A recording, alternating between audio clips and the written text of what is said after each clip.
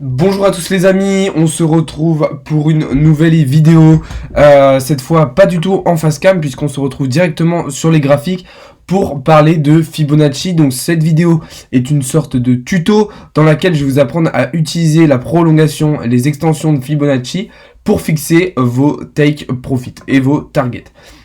Alors tout simplement, comme vous le savez, Fibonacci, on a différents outils. On a le retracement de Fibonacci qui va nous servir de voir un petit peu où est-ce que le prix pourrait rebondir.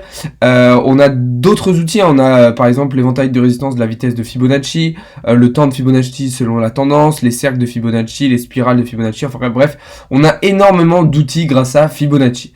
Nous, ce qui va nous intéresser aujourd'hui, c'est la prolongation de Fibonacci selon la tendance. Alors juste pour un petit rappel, qu'est-ce que c'est Fibonacci? Eh bien tout simplement c'est une suite de nombres mathématiques qu'on retrouve un petit peu partout dans la nature, voilà, chez l'être humain, dans les cellules humaines naturelles, etc. Qu'on retrouve aussi dans l'analyse graphique, dans la finance, etc. À quoi ça va nous servir tout simplement cette suite de nombres? Eh bien dans l'objet de cette vidéo, dans l'utilisation de la prolongation de Fibonacci, ça va nous servir à fixer des targets, donc pour suivre la tendance. Donc comment on va faire? Tout simplement ici sur TradingView, vous allez sélectionner prolongation de Fibonacci selon la tendance. Donc là on est sur le graphique du link, et pour tracer correctement, il va falloir prendre le point le plus bas du marché, donc qui est ici, aller chercher le point le plus haut du marché, et revenir chercher le point le plus bas du marché. Donc juste ici. Et donc là, cela nous donne donc des targets, si on regarde, voilà, à 68 et 76 $. Donc, par exemple, si on veut prendre une position à la hausse, si par exemple dans le bull run qui arrive là, on a du link, eh bien on peut prendre une première prise de profit à 68 $ et une deuxième à 76 $. Voilà, là, en traçant rapidement l'extension de Fibonacci, eh bien on a deux targets très intéressantes, et donc on sait à peu près avec une précision quand même assez importante jusqu'où pourrait aller le prix du link pendant le bull run. Voilà, on pourrait imaginer une première prise de profit ici et une deuxième ici. Voilà, à 68 $ et 76 $. On va faire la même chose sur une autre crypto pour vous donner un exemple. Je vais prendre, je sais pas, par exemple le IOTA. Le IOTA, ok. Donc la même chose. Tac. On va prendre le prix ici, hop, le plus bas du marché. Donc on est d'accord que, alors, merde. Hop là. On va prendre donc ici le point le plus bas du marché, on va aller chercher le point le plus haut, on revient chercher le point le plus bas, et là on a nos targets, donc une première target qui pourrait être à 3,55 $ et une deuxième à 3,98 $. Donc avec même chose, une première prise de profit ici à 3,5 $ et une deuxième un peu plus importante à 3,98 $. Après ça, c'est en fonction de chacun, évidemment. Voilà un petit peu comment on va se servir de l'extension de Fibonacci pour tracer nos targets. Alors évidemment, ce n'est pas la seule manière de fixer une target, mais moi je trouve que c'est un outil assez intéressant parce que ça va nous donner une certaine précision. Alors évidemment, par exemple, si on se concentre sur cette partie-là, puisque actuellement on est dans cette partie-là du marché, si on devait se fixer des targets à plus court terme, évidemment qu'on irait chercher une première target au niveau 1 de Fibonacci, donc ici qui correspond à l'ancien plus haut qu'on avait eu au mois d'avril dernier. Donc vous voyez ici à 2,6 $. Évidemment, cela constituerait une première target.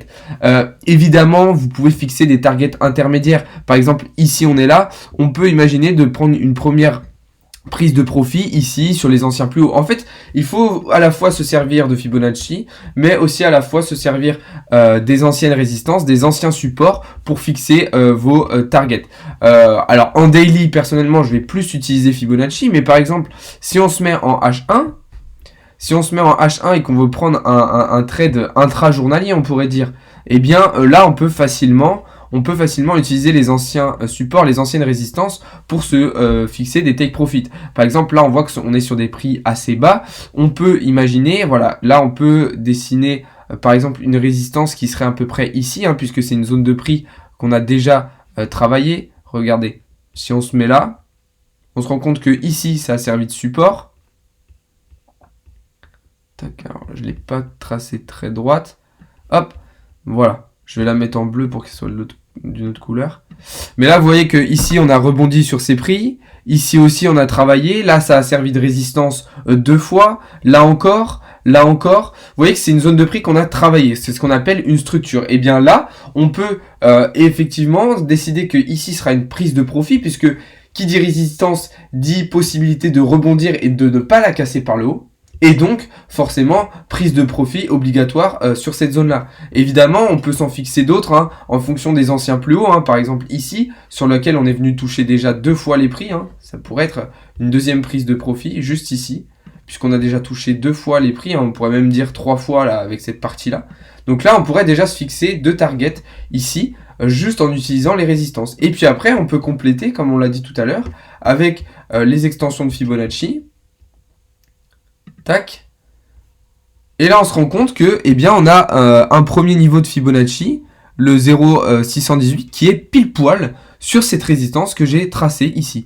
Donc, prise de profit à 1,73$. Et puis après, on a évidemment nos targets qu'on avait tout à l'heure à la hausse. Ok, donc vous voyez que c'est quand même ultra précis hein, Fibonacci, parce que là la résistance que j'ai tracée, voilà, on a travaillé 1, 2 fois, 3 fois, même ici ça a servi de support. On a une résistance précise et bien Fibonacci arrive, on a un nombre de Fibonacci pile poil dessus, donc à 1,73$. Donc première prise de profit super importante ici.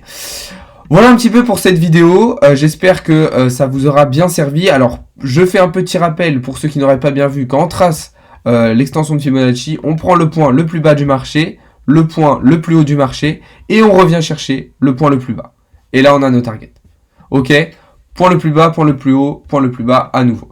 Voilà, j'espère que cette vidéo vous aura plu, j'espère que cette vidéo vous aura éclairé.